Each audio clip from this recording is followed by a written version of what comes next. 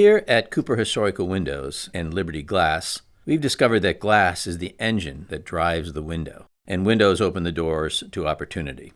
We put a tremendous effort into producing glass that is historically accurate, while spending just as much time determining how to create the most energy-efficient technology in a window that looks historically accurate. Low-E coated Mylar interlayer technology is the basis of our energy value.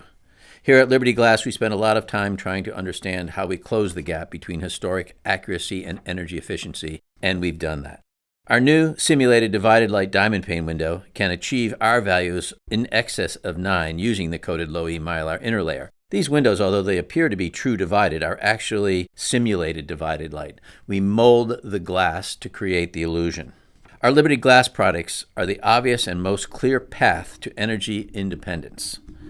Developing leading-edge technology for traditional applications, our Liberty Glass products are the obvious and most clear path to energy independence.